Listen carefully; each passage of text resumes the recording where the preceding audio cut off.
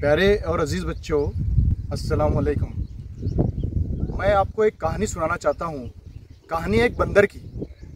बंदर हमेशा सोचता है कि मैं घर बनाऊँगा, लेकिन जब सर्दी का मौसम आता है तो वो इस पेड़ से उस पेड़ सिर्फ छलांग लगाते रहता है।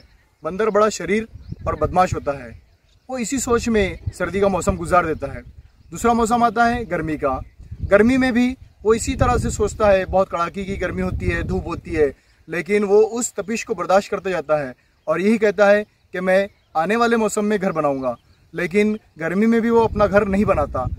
इस तरह से बारिश का मौसम आता है, बहुत ज़ोरों का तूफान आता है, बारिश होती है, वो भीग जाता है, थर थर काँपता है, लेकिन वो उसके बाद भी यही सोचता है कि मैं आने वाले मौसम में घर बनाऊंगा, लेकिन उसका घर कभी नहीं बनता। इसी तरह से इंसान की बुनियादी ज़रूरतों में घर बहुत अहमियत रखता है। इंसान की बुनियादी ज़रूरतों में रोटी, कपड़ा और मकान है। उसी तरह से आज हम एक सबक पढ़ने वाले हैं। उस सबक का उन्वान है मैंने मकान बनाया। चलिए आज हम पढ़ते हैं मैंने मकान बनाया।